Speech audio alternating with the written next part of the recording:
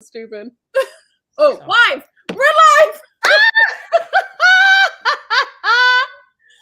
Oh, when the cat is away, the mouse will play. And these three women, I mean, we're very smart.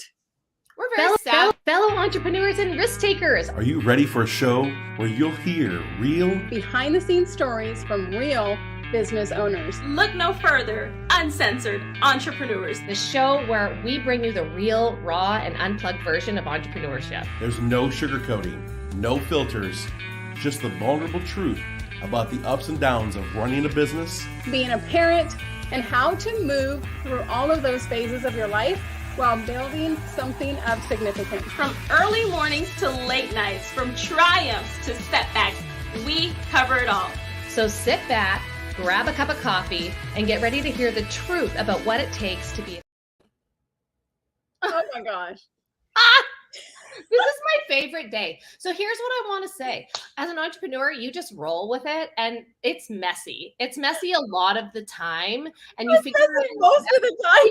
Doing this like since May, and we still can't figure it out, the technology, right? But hey, look, this is what I got to tell you. You don't need to be a tech wizard to run a very successful. No, you just need to have Robert Wall in the background. And it's his fault because he was supposed to be here. And he's out there. We're just going to blame him. We're gonna blame him because he doesn't have internet and he can't see us. And he's out there gallivanting in, where did we say he was? Hershey, North Pennsylvania. I think he's in Hershey, Pennsylvania, eating chocolate. And he knows Thursdays is our day. Tina. So Robert's enjoying beautiful scenery today while we struggle. Anyways, hi.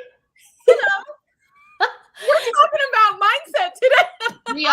We are, and how you got to roll with the punches. And that mindset is something that we have to focus on as probably the primary thing that contributes to a successful business. Would you not agree, ladies? Oh my gosh. I mean, the most important thing, and I think every coach out there, the first thing that you coach on is mindset, no matter what it is. You work with beauty consultants and beauty coaches and beauty individuals. The first thing you do, mindset. Yes. Right? Christina, you work with people to get 7 figures, 8 figures. The first thing you do, what do? Mindset.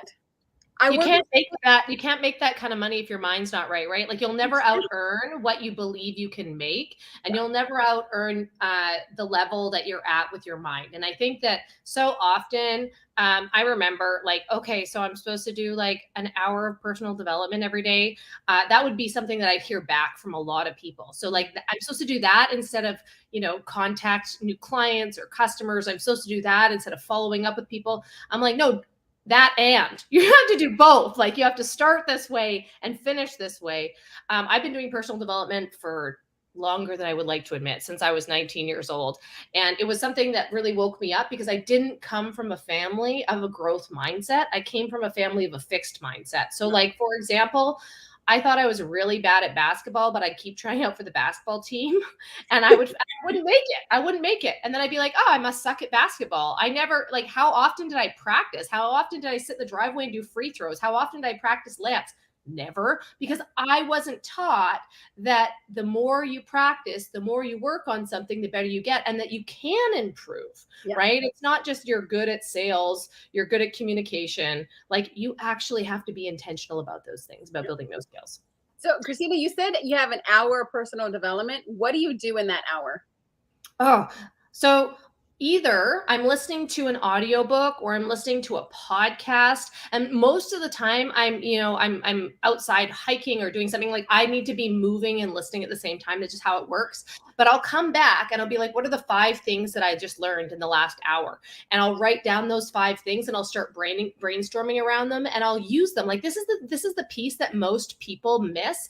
They'll listen and listen and listen. They'll learn and learn and learn, and they won't apply. Yes. So I'll take the 5 concepts that were the biggest aha moments to me, the biggest epiphanies to me, and I'll write them down and I'll start creating content on it.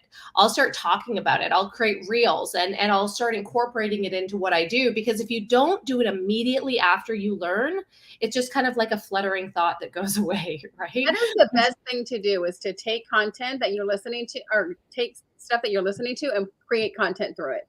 Star, Yeah. what are things that you do personal development? You do personal development every day, I'm sure. Yes, definitely. So I'm a big fan of the Miracle Morning, so I take components from that. Me too. Movement is one of them, which Christina mentioned. And right now I have a somewhat of an injury, so I'm not able to really move as much, which is, I notice it as actually affecting me I understand. emotionally and, that sort of thing, mentally, I guess you should say. But I'm working through that. It And is, because if you're in pain, you can't comprehend. You're always thinking about that pain, that pain, that pain, that pain. exactly. And I hate to bring it up on the show, but at the same time, I do talk about it because other entrepreneurs might be dealing with some similar health issues or other type of health issues. So they need to know that this is part of their life. But for me, I am like Christina. I listen to audios though. So I have an Audible account and I get free credits every single month from being an Amazon Prime member. And Too. Yes. yes. So I noticed Christina said she reads, I think, 3 books per month, which I think is a lot. But I listen at 1.5 days. oh, you're listening. Okay, great. But I listen. So what I do is like based on like where I'm at or like what feelings I'm having or what I feel I need to work on, I might listen to an audio around like self-care, or it might be about confidence this month if I feel like I'm struggling to be an industry leader. Maybe that's on my mind for whatever reason. Maybe my sales took a dip. And we all go through certain things that we're facing, right? So that's one of the things that I love to do. And another thing is like journaling. So I'm not a big person as far as journaling goes. I know there's some coaches who do really well with journaling, and I do believe in it. But for me, what I do is I like to write down like what my goals are, but then I also break it down like, okay, I need to, if I know that I'm going to make $1 million in sales and products this year, I need to have X number of sales per month and X number of sales per week. And I know my average order value, say, is like $200 and something. So I kind of write that down so I know like, okay, I'm working towards this and like it actually makes sense and I can see it actually happening. Same thing with coaching, right? I might break my numbers down or what my goals are, how many clients I need to bring into the business to hit that number, and what my recurring income has looked like. So those are some of the things that I do. And then also one thing that I'm working on right now is also writing down like what I need to focus on for the day. And that's just because I am a little bit more of an ADHD type of personality. I'll be at my computer and I'll feel like, okay, what did I get done today? So I'm really working on that right now as well. I love that. When I first started, like 5 years ago, when I went through all my stuff, I had to create a morning routine. And I created this morning routine where I was not a morning person. I still am not really a morning person, but I get up. I just don't get up out of bed. So I get up and do my stuff, but I wake up and do my stuff. I just don't get out of bed. So my morning routine, I first start out with gratitude. Obviously, gratitude specialist, but I write down all my gratitudes. I believe that you have to start your day and end your day with gratitude. And then I do my prayer and devotion, my prayers and devotion. And then I do my meditation. And then I read and start. I'm glad you said that because Christina is like way up here and I'm going, oh my God, 3 books a month. I'm only doing 1 book a month. I'm like, however. Hey, that's better than most people. Like that's better than a lot of people. Like most people read a book a year. For the year, like I write down all my goals, and depending on the goals that I have, I pull books. Like if I wanted to increase followers, or if I wanted to do this, if I wanted to lose weight, or any of those kinds of things, I'll pull books, and I'll pull those 12 books for the year. So I read a book a month. However, I do reread them. So like you were talking about implementation, I read my 20 pages every day, but if I don't comprehend it, I'll reread it. And then I'll try to implement those strategies or implement things that they're talking about. So those are those things. I do my I am statements, like, my positive affirmations every day. I drink my lemon water, and then 20 minutes of exercise, or try to. So those are the things that I do to try to do that. But I always stay in a positive mindset. And I'm very self-aware of the people that I bring into my circle, into my life. And I used to not be that way. I used to be like, oh my God, you're a friend, you're a friend, you're a friend, you're a friend. And now I'm like, you're always talking political stuff. You're always about negativity. You're always about this. You're always complaining. I'm like, I need to put you at an arm's length distance. Yeah. Because I don't want any of that negativity. I haven't watched the news in over 10 years. And not that I don't care, because I do, but not that I don't care, but it's just such negativity. You can't get caught up in that for sure. We don't. Yeah. And I think, you know, I'm glad that you brought up gratitude, because gratitude is a massive piece of getting your mind right. That is something that should be practiced every day. I had this conversation in my mastermind, and one of the girls in there is a manifestation specialist, and she talks about gratitude in the way that, like, if you don't wake up with that in your heart, you will not be a 1%er. Like, she's like, I did a massive study on people that were ultra successful, and guess what? Every single one of them started and ended their day with gratitude. Every single one. Like, that was the thing. And, you know, some of us get wrapped up in environments. I know, you know, a lot of us have been involved in network marketing and then gone on to be entrepreneurs and build other businesses. And I would find, like, a lot of the time in network marketing, it's very interesting how, like, the whole moves together, right? Like, people are always like, they're either up and they're up and they're up and everybody's winning, or everybody's down and they're down and they're down. And it's really hard if you're a leader in that space to be like, hey, here's the silver lining. Here's the silver lining. Here's how we have to move forward. Because let's be honest, as an entrepreneur, we're going to go through good times and bad times. We understand that there is a debt cycle. Yeah. We understand that it's not always going to be sunshine and rainbows. And here's the hard part. And I'll tell you, this is probably the hardest part for people that get into entrepreneurship after being an employee for many years, is that when it's hard, instead of like just like coasting and like taking care of yourself and moving forward, when it's hard as an entrepreneur, you actually have to double down. You actually have to work way harder in the downtime to stay ahead and to get ahead as the tides turn, because we know it's not going to be down forever. But like, we look at like what's happened this year. Star and I were just talking before, you know, we went live, and we're looking at what's happening this year, and we're noticing, you know, people aren't spending the same amount of money, or they're spending it a lot more carefully. It's a different relationship that you're building with people. It's people that you've served for many, many, many years that you start working with, right? And so it's a different economy. It's not that click and buy, like I have an extra $2,000 right now, so I'm just going to throw it at this, right? Or I'm going to, oh, that looks fun, I'm going to buy it. It's not that economy. Yeah. And if you continue to behave like that in this economy, then you're not going to get the results that you want. And you're going to burn bridges, because you're going to make people feel really bad. Like, you're going to make them feel bad for not being able to afford to work with you or buy your product or buy your service. And it actually works opposite to the way that you want it. Right. And us as coaches, we know that. We know that the economy is going down, and we adapt. We adapt our prices. We adapt our programs. We're like, okay, you know what? The economy is kind of going down a little bit. Let's create another program that is kind of like this, but a group coaching program, or kind of like this, but a cheaper way, or kind of like this, but, you know, lower, you know, income, lower weeks, or whatever it is. So we know that. Christina, what is one thing that, you know, like when you went, because I think you and I kind of grew up, and you know what, Star, I think all three of us kind of grew up the same way, like the paycheck to paycheck.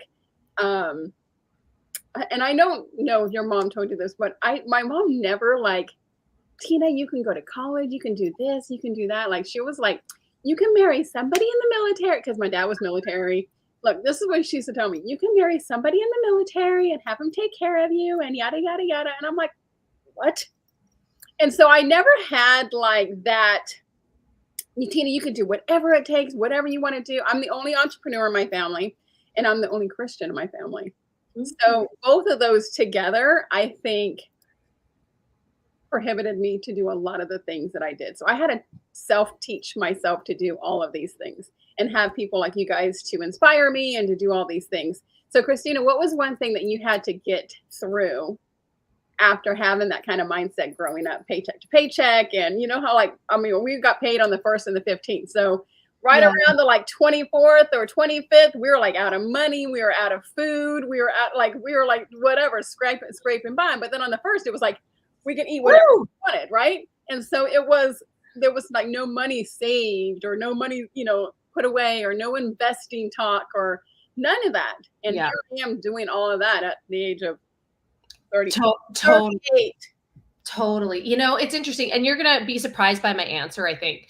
When I think about how we were raised, all we want as parents is for our kids to have better than us, right? Like, can we all agree on that all we want is for our kids to have better than us?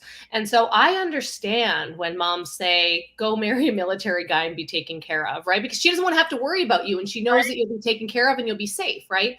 My dad, like, he's like, you're so smart, become an ophthalmologist. And I was like, ew, like, I can't even look at blood. Like, I don't want to look at people's eyeballs. Are you kidding? Like, or be a nurse or be a lawyer. I'm like, I don't want to argue with people all day. Like, that's not who I am. And so what I really got out of that, as I became a whole person, as I developed who I am, by the way, if you really want to be successful, you just have to be willing to be hated for doing what you love. Like, you just have to be willing to put yourself out there no matter what, right? And so once I came into that person, what shifted for me is how I raise my daughter, right? How we talk about money, how we talk about ideas, how we talk about other kids. Like, she was being harassed at the pool the other day and, or yesterday. And like, this kid is like calling me a poo. And I'm like, okay, well, you can either sit here and take it, or you can get out of the pool and we go color and do something different. But if you're going to sit here and complain about it, that's on you. You're making that like, you're making that decision. Staying in that environment, right? Yeah. And like at 7, she's like, but I want to be in the pool. Like, and I'm like, hey, I get it, but I'm going to teach you now. You choose who you want to be around. Exactly. And that matters. You don't have to be around people that make you feel bad. And I think that learning that lesson at 7 versus 30, yes, it's like a massive impact for the rest of your life. Same thing learning about money as a kid, yes, right? Like, we started playing Cash Flow for Kids, which is Robert Kiyosaki's game or whatever, that teaches kids about expenses and passive income and all that kind of stuff. And so we were out the other day and she said, Mom, can you buy me this stuffy? And I said, no, we're not going to buy stuff. Experiences, education, that's what we're doing. But like, not just buying stuff. She's like, I was like, I don't have the money for it right now. We need to save for other things. She goes, well, just use your credit card. And I said, right, what do you think about using credit cards and cash flow? Is that a good or a bad thing? And she's like, oh, it's bad. I don't want, okay, we shouldn't buy that right now. Right. And so it's like, that's the shift, is like, I wish I'd learned it sooner, but I'm not going to get upset about it. So now I'm just going to teach the next generation and help other parents teach their kids how to become conscious. And then whoever she wants to become. Like, if you want to be a garbage man, like, you're going to be the best damn garbage man ever, right? If you want to become a Supreme Court judge, be the best one. Yeah. No, that's why we picked your name, Isabella Rosa Whiteley. Okay, you can be a Supreme Court judge, right? Like, I made sure that she had a very strong name, right? Christina, I don't know if I told you this. I think I have told you this. So I had 2 little dogs. I have 2 dogs. Well, I had 2 dogs. I have one still left. The one I had to put down about 1.5 years ago, her name was Bella Rose. Aww. Yours is Isabella Rose. Oh, I love that. But like, so, and I want to hear from Star too. Like, you have such a dynamic family, like, tell me a little bit about that for you. And then she has older ones and younger ones. So I'm sure the older ones probably don't know as much as the younger ones do, because now you know so much more, right? Yeah, definitely. So yeah, my family dynamic is very interesting. I was brought up in a very religious household, like extremely religious. Success was not spoken about in terms of income, getting a good job. What is your future going to look like? Your future is about, serving God and the congregation. And that's it, like literally it. So I was a person who went to church like 3 days a week. Wow. And we didn't talk about education. We didn't talk about college. We did not talk about anything like that. It was like, you will marry into the church. You will start your family, and that's kind of it. You will serve God and serve others. And there's nothing wrong with that at all. But there's no hope for like pulling us out of poverty, and focusing just on that piece. And so that's where I would say that there's a big transition for me in starting my own family. Right. So when we talk about that growth mindset, I think at a very young age, for me, it was like, I'm going to college, I'm going to get an education, I'm going to get my degree, and I'm going to get a really good paying job. And then I'm going to worry about starting a family after that. And that's not what I was raised to think. So that was more of a growth mindset. Even though I know Christina's been working on personal development for a long time, I actually started my personal development journey a lot later in life. Yeah. But looking back, I was already working in that growth mindset from a very early age, and it was just innately within me. Yeah. I too, I did that too, Star. I started at a later time in my life. I never knew personal development. 5 years ago, I had to move back in with my parents, and it was the worst 6 months I've ever had, because they start watching the news at 6 o'clock in the morning. And the news goes on all day long until 10 o'clock at night. And I'm like, oh, and then they're both like in this negative mindset, and they're both like bad moods. And I'm like, this is why. Turn it off. And I'm just like, oh my gosh. And I tell my kids this now, and I have 3 boys. They're 24, 25, and 29. But I try to tell them all about investing and stuff like that. Like, invest $50 a month. They're like, I can't afford it. I'm like, yes, you can. You cannot not afford it. Yeah. Because here I am now at the age of 38, because, you know, I'm a lot younger than you guys. I'm like the oldest one here.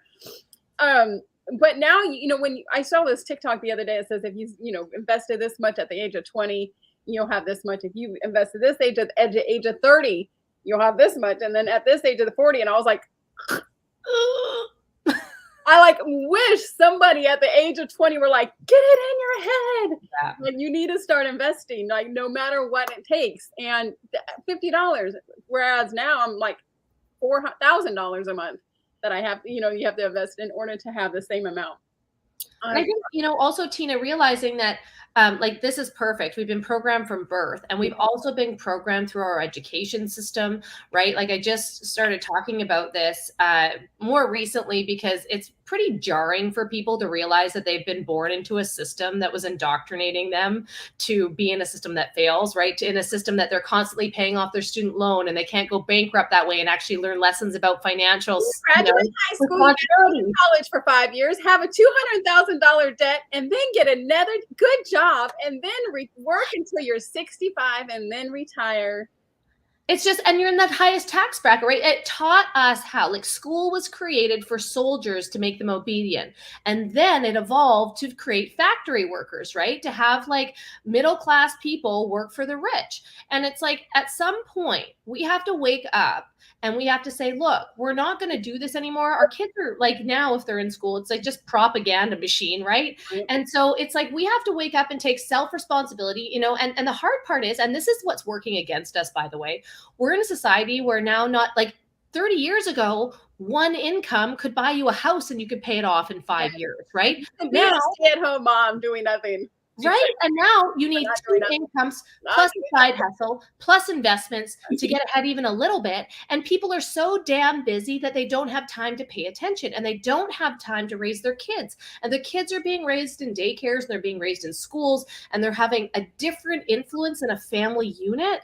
And it's just like, we got to wake up and realize, like, we need to protect our kids. We need to teach our kids what's actually going to get them ahead, as opposed to like, oh, I don't, you know, you're off at school for 5 or 8 hours a day, whatever it is, and then you come home, oh, well, that we didn't have to deal with them for 8 hours a day. No, like, we need to get involved in our families and in our children's education, and we have to be the role models for people, right? And that mindset, when I think about how do I want her to grow up, what example am I setting for if I stay in a job that I hate? I'm constantly complaining. You know, what example do we set for our kids if we start gossiping about other people around us? What are our kids going to do? They're going to gossip. They're going to criticize. They're going to do all that. You literally have to be the role model and take full responsibility of that, because your kids are going to turn out just like you. Exactly. I mean, because they do.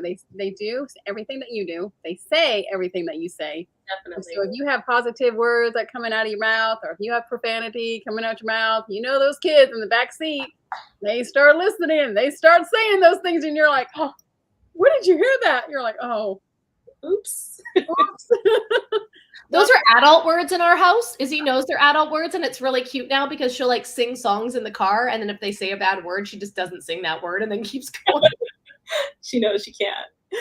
Yeah, and also with the fixed mindset, what I see a lot of people in the online space saying is like, okay, you can start a business and keep your job. And that is very true. In fact, I don't want people just running out, quitting their jobs, and then putting themselves in bad situations. But with the fixed mindset, it's like, I'm going to just keep my job and do my business on the side. You don't have to walk away from your job to run a business. There's this like negativity around that. My thing is like, work your butt off to quit that job and grow your business. That's more of the growth mindset that's going to take your income level to the next level. And I talked about that the other day. Your job is capped, literally capped. You saying that you want to keep that job and encouraging other people to like stay in the workforce and not get into entrepreneurship, or just have entrepreneurship as just that side hustle, is actually just scarcity, right? And fear. I was talking about that with a friend of mine this morning. You know, I was like, you know, this time next year, it's going to be so much different because you're hustling. You know, you're working that full-time job. You have a side hustle. You're about to start a business. So, if you just do it for 6 months or do it for a year and do it with everything you have. And I was telling my son that the other day too. He's 24. He's like, I'm not making enough money. I'm like, well, what are you doing? What else are you doing? He's like, well, I'm just working the 6 hours. I'm like, what are you doing the other 18 hours? No kidding. And I was like, you're playing games is what you're doing. You're on video games. He's like, no. And I'm like, you were 24. You should have like 3 jobs, like doing whatever it takes. You should be hustling your butt off. You can stay up late at night. You can get up early in the morning. Is he single, Tina? Is he single? He has a girlfriend, but I don't think, and I have, it is so funny how they all were raised differently, because all 3 of my kids, like one of them has an entrepreneurial mindset. One of them, he's like in the negative Nancy area. And then one of them's like right in the middle. And I'm like, where are you guys? Like, they were raised, because I was been an entrepreneur their whole entire life since they were young. But that mindset shift, that personal development, I probably didn't start doing until the last maybe 10, 12 years. And the last 5 years, really, really deep and in depth, where I was able to just focus it on myself, because I didn't have no kids, no husband, no any of that to have to worry about. I was able to do it myself, and I had nothing else left. So the mindset and my personal development was the only thing I had to get myself through. I'll tell you, Tina, on the other side of that too, like you're saying, I have all this time to myself now that I can focus on this and I put towards this.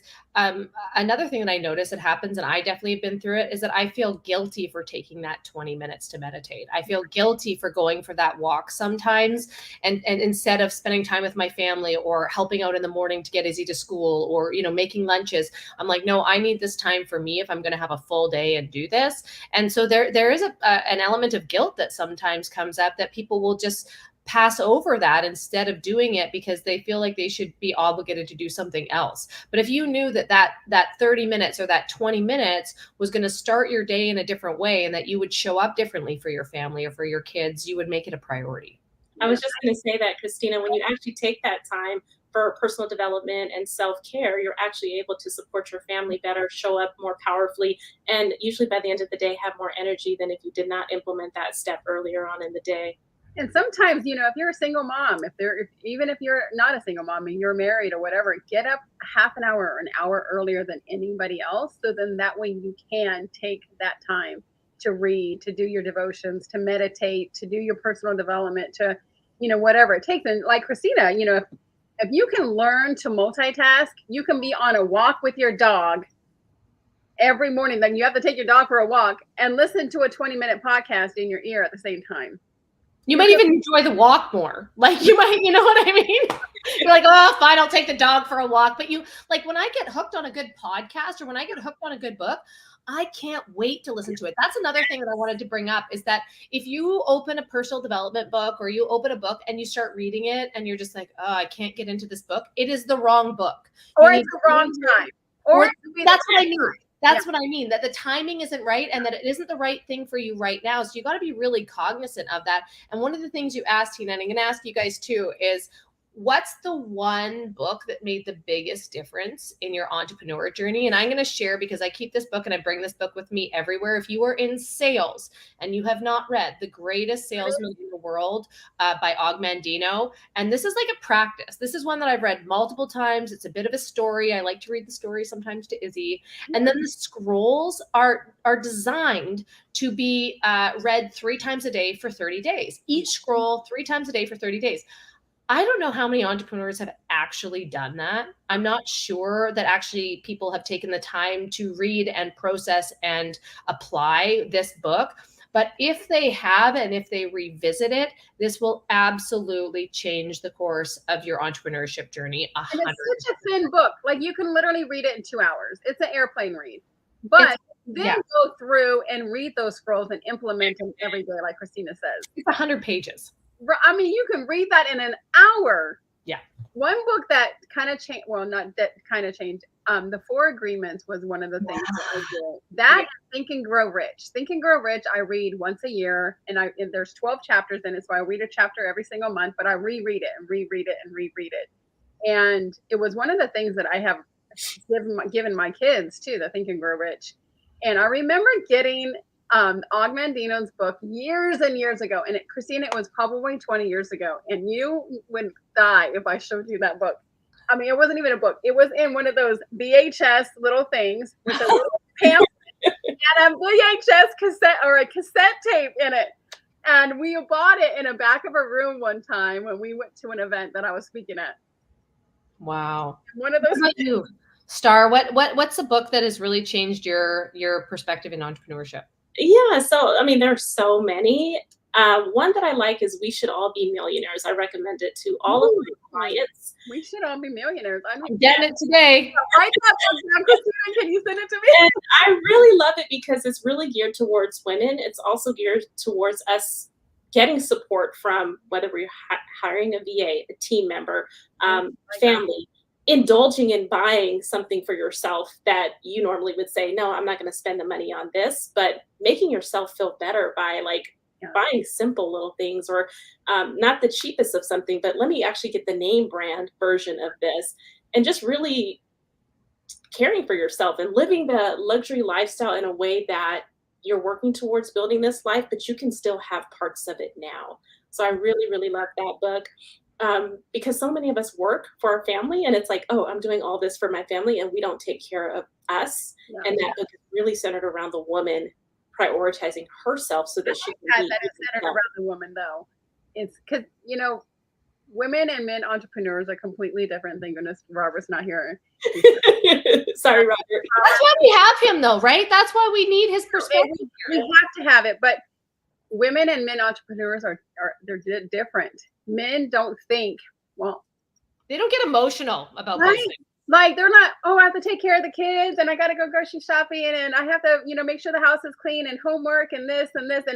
And then you're like, oh, and I also have to call this person and this person and this person. And I have to schedule dentist appointments. And, oh, we have a baseball game. And, oh, we have a soccer game. And, oh, I also got to follow up with all these people, so you're like adding all of the stuff that you're trying to do with your business in with your entire family calendar. Whereas, when I was married, there was nothing. Like I did everything. I did everything. He just was focused on his business. So I'm sure that there's plenty of men out there. I'm not discriminating on you, amazing, awesome men out there. But I feel like men and women entrepreneurs are completely different. Do you guys agree? Definitely. Yeah. They're like, yes, without saying nothing else. The stuff that I get hung up on, Ryan's like, why are you hung up on this? This is so dumb. I don't understand why you'd even give this a second of your thought. I'm like Ryan, he goes, and you're like, don't you care? He's like, for what? Because they don't have the same perspective of that business. We come with this like maternal instinct. I feel like as business coaches, we come with this like we truly care about people, and they're like, man, if they don't care about you, don't care about them. And I'm like, well, what? Right? And so Ryan is actually, and I will say this because I need to stand up for my husband. He is one of the guys right there. Like, he's not right here, but he might watch the replay. But he's one of those guys that we always have like catered to each other's strengths. And so when I started making a lot of money in network marketing, it made more sense to give me more time to do that with a young child, for him to come home and not work till 2:30 in the morning, for him to do, to develop our property, right? So that we could sell it for more. But also he did the cooking. He does the laundry. We hired a cleaner. Let's be honest. I didn't want him to do that. Right. But he's the one that held the house together. And it was really, and I'm going to be honest about this. It was a really interesting dynamic in the beginning because we did not have gender roles in our family. Okay. Like this is just how we do life together. We do it together as a partnership. And there was a lot of judgment. There's a lot of judgment towards him from family and friends. Like, are you really happy? Yeah. You can't possibly be happy being a stay-at-home house husband. You can't. And he's like, I get to be around my girls. What I know about Ryan is he is his happiest when he's taking care of his family. And that's why I love the crap out of him, is because he truly, he's the first person in my life that I trust to take care of me and a child. Right. And so in that dynamic, there was this pushback from society that was like, this is really weird. How could you be happy not working? Could you be happy at home? And it's not that he wasn't working. Like, he worked his ass off. He was outside all the time, developing our garden, clearing land, doing all this stuff to always develop properties. Right. But it's just like, there's this stigma that the man should be doing this and the woman should be doing this, and yet we don't live in that world anymore. Yes, so true, Christina. And I will say, we do have some gender roles in my household. Like, I am not taking out the freaking trash. No, I'm not doing that either. That's a blue job. I'm gonna say that for the record. And I do more so. 3 boys in the house. You never had to take out trash, anyways. Yes. I'll see the trash, and I'm like, oh, somebody needs to take that out. But I don't cook that often, but I probably would more so be the one to cook for the household. But I will say, though, my husband is very much like your husband, Christina. He takes our boys to school pretty much every single morning. I do get them dressed, but he takes them to school. And he also makes their lunch every single day, which most people would feel like the mom is going to do everything, get their lunch ready. And there's a lot that he does for our boys that I feel like usually the mom may do. He's like, babe, you know, when I take the kids to school every day, you know, mostly there's moms up there, right? Not that many dads. And I said, well, you know that I need like the extra time to kind of like fully wake up and, you know, get ready for the day. And so I'm so happy that he allows me my space to do that. And that goes back to that book that I recommended, that we should all be millionaires. When I went through reading that book, I was like, oh my God, I already have this in place. I already have that in place. So and we're like, hey, Paco, we hope you're listening to this. Actually, he, you know, as our relationship grows and everything, he does cook and he does clean and he does do a lot of the things. And because you learned to find one of those. I don't have to train him very well, but he does. He cooks for me, and I'm like, oh, I've never had a guy cook for me before. It was always me doing all the cooking, and he cleans up, and he, you know, he does all these things. He does a lot of things for me that I've never had done for me, like from a male perspective. And it was the same with you, Star. Like, you know, I did everything. I made the lunches, took the kids to school. I did all this stuff. So there was, and I think there was a lot of, because it was a Latin household, Latin men are like, you're gonna do this and this, and you know, like it's very much part of that culture. It is very culturized, but that's what I love to do too. But being in this relationship with Paco, it definitely has changed things, because he does a lot of, like, he doesn't let me carry anything. Like, I'm like, let me carry this. He's like, no. And he carries all the stuff and opens the door. And I'm like, it's pretty good.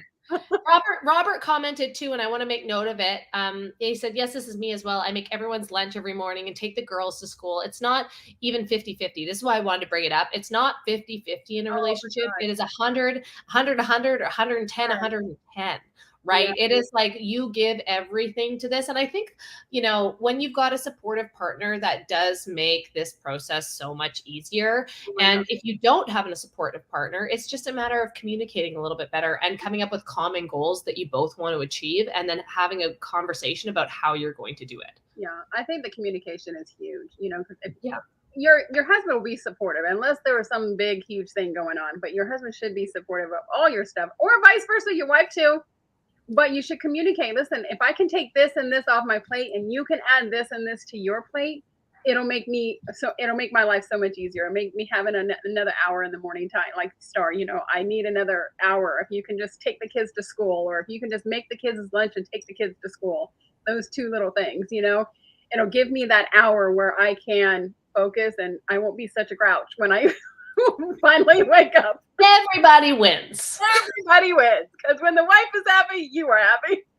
Well, I used to say that, happy wife, happy life. And my husband's like, happy spouse, happy house. Like, okay. Fair, babe. Totally fair. You know, Christina, when you said that 100 to 100, as I was going through my dating thing for the past 4 years, there was a lot of guys that didn't make the cut. You know, you got to kick them out the car because of the negativity. Because I was like, ooh. Let's talk about that. Let's talk about, like, if you have somebody negative in your circle, like we all have that one friend. I used to have a clientele of about 1,100 people as a hairstylist. There are 5 of them that when I saw their name on my schedule, I'd be like, I gotta start my day this way. Oh, right. And I ended up getting those energy suckers, right? And you're like, so bad. And the same thing, that you look at their name and you're like, And that happens, and it happens if you run a network marketing team too, because you're not the only one bringing people in. You're also learning about new people and learning about their personalities.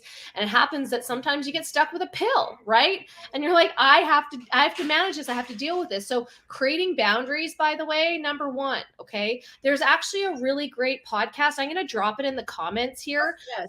There's a podcast that Ed Milet did the other day on your superstar something or other. Anyways, it talks about your circle of influence. It talks about how important it is. So I'm going to drop, you guys keep talking, but I'm going to drop that, because if you take 18 minutes to go listen to that after this and you apply that to your life, you will move mountains so much faster than if you're constantly cleaning up messes. How exhausting is it when you've always got to be the bigger person? You're always listening to complaints. I finally got to the point in my leadership circle, I'm like, do not bring complaints unless you are solution oriented and have 2 ideas that could move this forward, because you're not helping anybody. Ooh, I love that. I get a little spicy sometimes. Yeah. And how about getting that despite the fact that they've paid you, you have the ability to fire them. And Yes. you have that one client that's poisonous to your entire group. Yes. If you're doing group coaching. So that's something else too to keep in mind. You have the ability to fire a client. Oh, and it's great to be at that point in your business where you can fire them. Yes. So Robert says you can have a dedicated duties, but when you place too many things in buckets, you'll end up weighing out who does more. Business relationships are the same. Have a common goal, put in 100%, and you'll be surprised by the growth all parties will achieve. Yes. And that's kind of like how we have it here, here on Uncensored Entrepreneurs. When I finally said, you know what, I want to do this. I picked the people that I wanted to do it with. I asked them and they all said yes. It's because they all bring something different to the table. All 4 of us brought in something, and you guys are going to be so excited, because in the next couple of weeks and the next couple of months, we're going to be launching several different things with us as a group here that are going to be amazing for you guys to learn different things and different techniques and sales and just so many different things. And having those many people, like, okay, so Christina, your coaches, I'm sure you have a business coach, and then you probably have like a life coach or somebody else. So you have like a coach for like almost everything. You have a personal trainer to help you look good. You have a coach to help your self-care, your like life thing. And then you probably have a business coach, right? Yeah. So I look at my husband every day, and he's not my personal trainer, but he has 6-pack abs, and I'm like, okay, I better get it together. That's my motivation. Like, you can't let it go if he looks like that. Okay. So that's my motivation. But I was like, oh my God, I gotta get myself together. It's true. And then the other piece of it is like, I have, a counselor that I really trust that I've worked with. So like when I go through some challenges that are emotional, I'm being triggered. I have PTSD. So when I get a trigger and I feel it, I'm like, how do I work through this faster instead of trying to work through it myself? I call in backup. Right. And then I hire coaches. Like I have people approach me all the time. They're like, oh, I offer this coaching program. I offer this coaching program. I only hire coaches based on results. So if I've gotten a referral from somebody who got results from that program, I will, but I don't just hire until I know who these people are and what they're doing, right? Just like I wouldn't expect anybody to hire me if they didn't know who I was and didn't know the results that I couldn't produce. I wouldn't expect them to just click and buy, right? So I have specifically somebody I've hired to teach me the live launch method in a way that is so rock solid that I'll be able to mold that into what works for me. I have another person that I work with on this side, and she just constantly pulls bigger ideas out of me and pushes me to think more and be more concise and be a bigger voice. And so I need that, or else guess what happens? In my head, I'm like, oh, nobody's going to listen to you. Nobody's paying attention. Nobody wants to do the work. And so if I don't have those people in my corner, then all of a sudden I don't get the result that I want. Yeah. And I think that you guys go through the same thing. Oh yeah. Definitely. I'll hire a coach for a specific type of strategy that I want to learn to implement in my business. Like you said, you hired someone for a specific live launch strategy that you wanted to learn. So the same thing for me, like building a team or learning a specific process. Right now I'm building, beauty membership. So I'm working with a coach on that. So absolutely.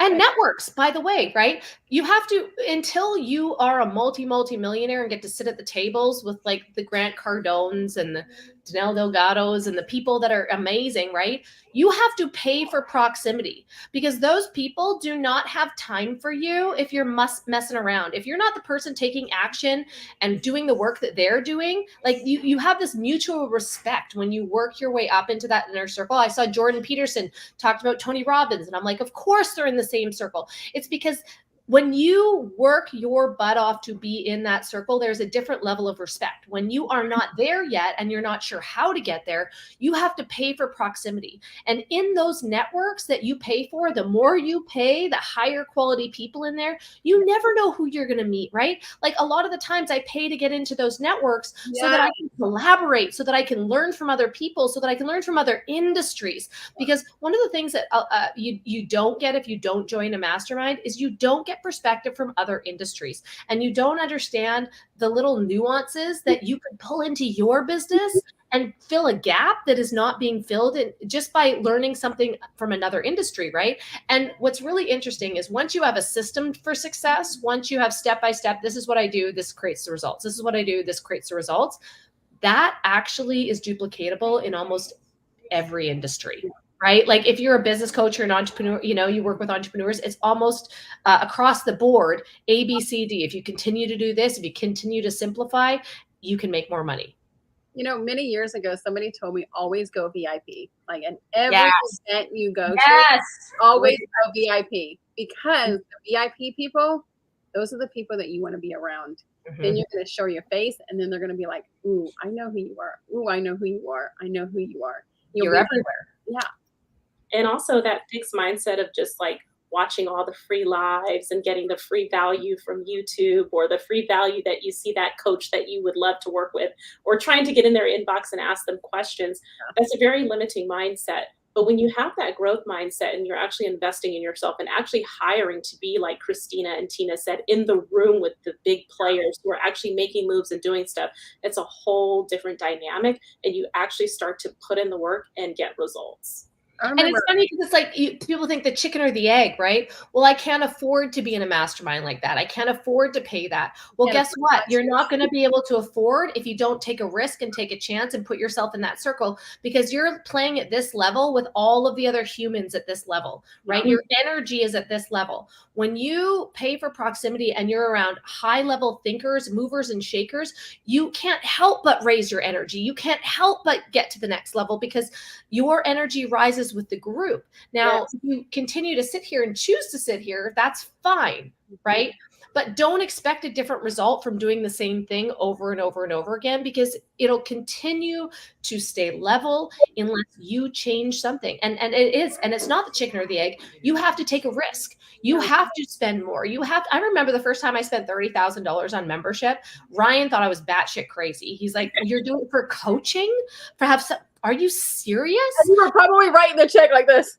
I was just like, there's a monthly payment program. What if it doesn't work out? Like I can get a refund, right? Like, because that was my money mindset at the time. I was like, this is a lot of money. Yeah. I came out of that program a completely different person. Right. And it wasn't, I thought, okay, I'm going to go from making $10,000, $20,000, $30,000 a month to $100,000 a month. That's what I thought I would get out of the program. But who I became is $100,000 person. Yeah. Mm-hmm. Right? Like that's what happened every time. Do you remember your first, like, I want to make this much money a month? What was that first? I want to make this much money a month. 10,000. Was that, how much was yours, Star? I want to make this much money. I started in retail and it was very different. The first couple of years was like rocky. My husband really helped me with that business and helped me with some of the investing. I took out some funds, and like, I think I mentioned this before, when I hit my first million in sales in an annual year, I didn't even realize it. So I never really had like a specific number. I know that sounds crazy. It wasn't until I got in the coaching space where it's like, oh, I want to hit 10K months, 20K months, but for me, it was just like, I just want to have success in my own business. And I want to see like the increase every single month until I'm able to like make a certain amount of income where I'm like making more than I was making in corporate for sure. Yeah. I remember one time, it was when I was very young. I was also in retail and whatever.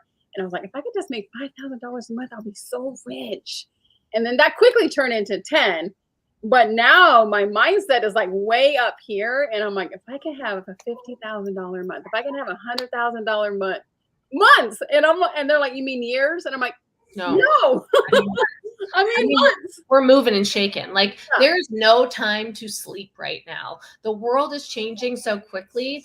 And those that, you know, we talk about how much you have to work in the beginning. You have to work like most people won't to live like most people can. That's the truth, right? And so most people get into entrepreneurship and they kind of plug away. But if you were somebody that came in and gave 110% for a year, you would dramatically change your life. Like 180%, you do a 180-degree shift in your life, and you would realize that you are in control of how much money you make. You are in control of the activities you do every day. And if you're not happy where you are, then change it.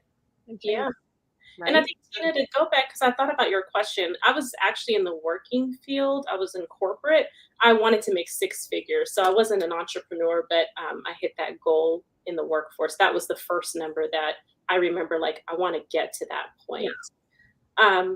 But at first it was 50K, right? I'm gonna get that 50K job, and then from there. But yeah, another thing too, like that came to mind, Christina, based on what you said, is I see a lot of people that are actually starting to put in the work, right? And they'll like do what they need to do on social media, and they're building a following and getting people interested and inspired in their work. But they don't sell. Like there's this fear of selling. And that also has to be a part of your growth mindset, is like you're able to charge for the transformation that you provide, and knowing that there's nothing wrong with that. Yeah. No, if anything, by you not putting yourself out there and giving that value and offering it to people, you're not doing your due diligence and living up to your highest impact, right? Like if you're not, and we were just talking about this too earlier, is that people that will pay $1,000 or $2,000 for a course often won't do the work for people that pay $10,000, $20,000, $30,000 will do, right? They'll pay the $2,000 and they won't show up for the calls. They won't do their homework. They won't do the work. But those people who pay 10, 20, 30,000, they're on top of it. They're all in. Right? Because they're not going to waste that money. And and that's the lesson that I learned in Be Expensive, because if you can go out there and like help somebody create $100,000 income in a year, you deserve to charge 10% of that. Exactly. Right? Like that is actually quite reasonable in getting your education, a fast track on, you know, not making $10,000 mistakes, right? And being able to actually apply and do what works instead of you fumbling through reading different books or fumbling through little tiny courses that you're taking here, there, and everywhere. You know, I see a lot of people, and this is also, again, a money mindset thing, right? I see a lot of people, oh, I just picked up a $200 course. I picked up, you know, whatever it is. And I'm like, what did you get out of it? Oh, not that much. It was kind of like a copy paste. Like, well, that's what you're going to get at $200. That's the value at $200. You want to get in front of people. You want education catered to you and your circumstance. You're going to have to, again, pay for proximity. Yeah. Right? Let's be real. How many of us have actually bought like low-level products? We all have. And how many of those low-level, exactly, right? So we're not calling anybody out. No, those Canva templates, right? They're sitting on the shelf. You may be never even logged into that course. I have a few of those. I even have a $500 one that I got into just for the network. I paid the $500 and I have not showed up to one of the trainings to network because I'm just like, ugh. Yeah. Isn't that terrible? And so that's like, again, when you start working and operating at a different level, anything below that does not serve you. Right? Like it just doesn't serve you and it just brings you down. And so you often don't. And what I did notice in that, and there were a lot of negativity. There was a lot of negativity at that $500 range. And that's probably why I didn't continue to show up, because I was like, oh no, I'm not at this level. I'm up here and I'm working with people up here. Yeah. And I cannot spend my energy. And you don't want to always be bringing people up. You want to be like, okay, I'm going to have here, but I'm also going to hold here. And you're like, you know, bringing somebody with you, but you're also going up yourself. Well, and the crazy thing is they have access to us, right? Like they have access to free knowledge all the time. They have access to our Facebook groups. They have access to asking questions. And so I know the people that are actually serious about building business, the people that I can actually help are the people that are in my inbox all the time asking questions. The people that are like, oh, I did that, you know, like I did this workshop last week, which by the way, thank you so much for being supportive of that. Like I feel so grateful to be in a community and I can't wait to cheer you on for each of yours. Like it's so cool to have that. But being in this community of people, I was just like, man, people don't realize that their destiny is sitting right in front of them if they just took action on this. And so one of the girls in the workshop, I said, da da da da da da da da da. I was coaching somebody else at the time. She called me the next morning. She's like, I did what you said. Instead of sending mass emails, I picked up the phone and called vendors. She's like, Christina, in less than 2 hours, I made $1,600. Wow. That is awesome. I'm like, this is the thing, guys. If you just become a human, if you just have the courage, most people don't have the courage running a business to pick up the phone and have a conversation with somebody.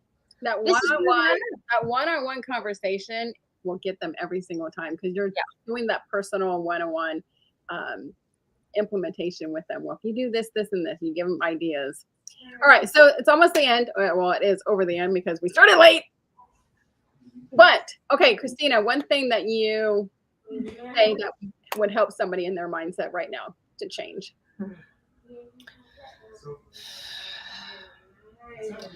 I would say be very, very cognizant of the people that you spend the most time with. And sometimes that is in your physical realm. Sometimes that is in your online realm. Sometimes that is in your personal development, but be very conscious with who you're learning from and who you're spending time with and where your energy is at. Because I have had to let friendships go. I have had to like distance myself and create boundaries. And it's not because I don't care for those people. It's because I care more about myself and my family and my mission than I care about dragging people uphill with a piano tied to their ass. Yeah. So I think it's really important. I think that would be the number one thing is make sure that you're surrounding. And if you don't have a community of people that are supportive and moving you forward and expecting the best out of you, go find it. Yeah. Star, what about you? One thing to change your mindset today. Definitely. So right now, a lot of people are in, that fear mode because of inflation and, prices. And I really want to challenge the audience. I'm so sorry about that. I want to challenge the audience to really think about what the next year or two will look like. All of these things are cyclical. So we are going to get out of this state, but that does not mean that prices are going to go back down, right? Prices may continue to rise or stay kind of stabilized where they're at right now. So what can you do to position yourself for being able to afford what our current rates are looking like and continue to grow your business? And right now, Christina, we spoke about this and Tina earlier on in the live. Maybe people aren't buying the way that you want them to buy right now, but that is going to change. So you need to put everything that you have into continuing to grow your business as if it was growing in this exact moment the way you want it to, so that a year from now you come out on top. I agree. I think one thing that helped me a lot was turning the TV off. Yeah.